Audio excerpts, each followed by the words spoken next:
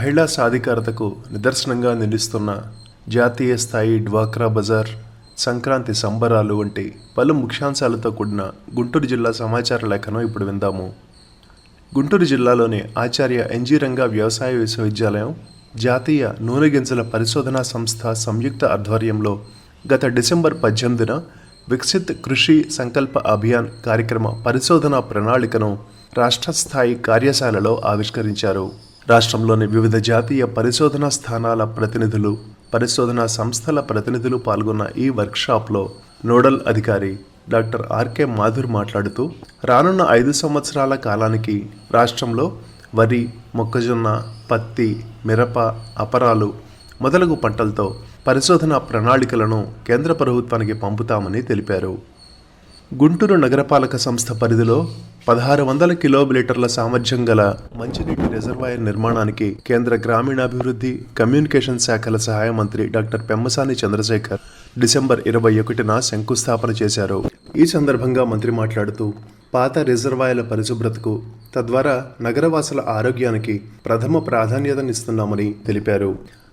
రైలు టికెట్తో పని లేకుండా వసతి సౌకర్యం కల్పించే క్యాప్స్యూల్ను గుంటూరు రైల్వే స్టేషన్ ప్రాంగణంలో గుంటూరు డివిజనల్ రైల్వే మేనేజర్ సుధీష్ణా స్నేన్ గత డిసెంబర్ 24న ప్రారంభించారు. స్లీపింగ్ పాడ్స్, ఏసీ, ఇంటర్నెట్, పరిశుభ్రమైన టాయిలెట్స్ వంటి రకరకాల సదుపాయాలతో ఉండే ఈ స్లీపింగ్ పాడ్స్ గుంటూరుకు పని మీద వచ్చే వారికి ఎంతో ఉపయోగపడనున్నాయి. ఈ సందర్భంగా సుధీష్ణా సేన్ మాట్లాడుతూ, మౌలిక సౌకర్యాల విస్తరణలో భాగంగా గుంటూరు డివిజన్లోని తొలిసారిగా ఈ స్లీపింగ్ పాడ్స్ ప్రారంభించామని, 64 మందికి ఒకేసారి విశ్రాంతి తీసుకునే సదుపాయం ఇక్కడ ఉందని తెలిపారు.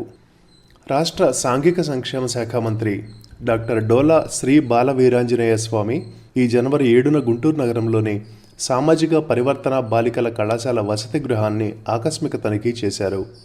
ఈ సందర్భంగా మంత్రి మాట్లాడుతూ, సాంఘిక సంక్షేమ వసతి గృహాల్లో అవుట్సోర్సింగ్ విధానంలో పారిశుధ్య నిర్వహణ చేయబోతున్నామని, రాష్ట్రంలో ఉన్న 1050 హాస్టళ్లలో సీసీ కెమెరాలు త్వరలోనే ఏర్పాటు చేసి ఆర్టిఫిషియల్ ఇంటెలిజెన్స్ సహాయంతో సెంట్రలైజ్డ్ మానిటరింగ్ చేయనున్నామని తెలిపారు. జాతీయ స్థాయి డ్వాక్రా బజార్ సరస్ను గుంటూరు నగరంలో ఈ జనవరి 6 నుండి 18 వరకు నిర్వహిస్తున్నారు. రాష్ట్ర ముఖ్యమంత్రి నారా చంద్రబాబు నాయుడు ఈ జనవరి 8న సరస్ను లాంఛనంగా ప్రారంభించారు. ఈ సందర్భంగా ఆయన మాట్లాడుతూ, ఈ జాతీయ స్థాయి డ్వాక్రా బజార్ ఒక మినీ ఇండియా లాగా ఉందని అన్నారు. మహిళా సాధికారతకు కూటమి ప్రభుత్వం పెద్దపీట వేస్తోందని, ఇటువంటి కార్యక్రమాల ద్వారా వారు ఆర్థికంగా మరింత పరిపుష్టి సాధించగలరని అన్నారు. కార్యక్రమంలో కేంద్ర గ్రామీణాభివృద్ధి, కమ్యూనికేషన్ శాఖల సహాయ మంత్రి డాక్టర్ పెమ్మసాని చంద్రశేఖర్, ఇతర ప్రముఖులు పాల్గొన్నారు.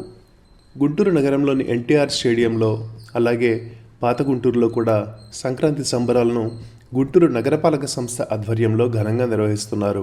సాంస్కృతిక కార్యక్రమాలు, ముగ్గుల పోటీలు, సంక్రాంతి పల్లె ప్రదర్శనలు, వ్యాపార దుకాణాలతో ఆయా ప్రాంతాలన్నీ కూడా పండగ వాతావరణాన్ని సంతరించుకున్నాయి.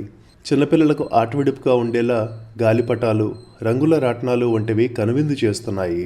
మహిళలు సాంప్రదాయ వస్త్రధారణలో వస్తుండగా గుంటూరు నగరపాలక సంస్థ వారు ఏర్పాటు చేసిన సాంస్కృతిక కార్యక్రమాలు సాయం వేళ గుంటూరు నగరవాసులకు సేద తీరుస్తున్నాయి. జాతీయ స్థాయి డ్వాక్రా బజార్ ఈ సంక్రాంతిని గుంటూరు నగరవాసులకు ముందే తీసుకువచ్చింది. దేశవ్యాప్తంగా గల 21 రాష్ట్రాల నుండి వచ్చిన మహిళా సాధికారత ప్రతినిధులు ఇక్కడ ఏర్పాటు చేసిన స్టాళ్లు గుంటూరు, ఆ చుట్టుపక్కల జిల్లాల వాళ్ళందరికీ కూడా సరికొత్త అనుభవాన్ని అందిస్తున్నాయి.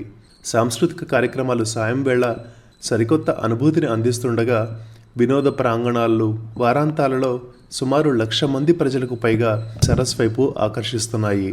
ఇప్పటికే రాష్ట్రంలో విశాఖ, విజయనగరాల్లో రాష్ట్ర స్థాయి సరస్సులను రాష్ట్ర ప్రభుత్వం ఏర్పాటు చేయగా, కేంద్ర గ్రామీణాభివృద్ధి, కమ్యూనికేషన్ శాఖల సహాయ మంత్రి డాక్టర్ పెమ్మసాని చొరవతో తొలిసారిగా ఈ జాతీయ స్థాయి డ్వాక్రా బజార్ ఢిల్లీలో కాక బయట నిర్వహిస్తున్నారు.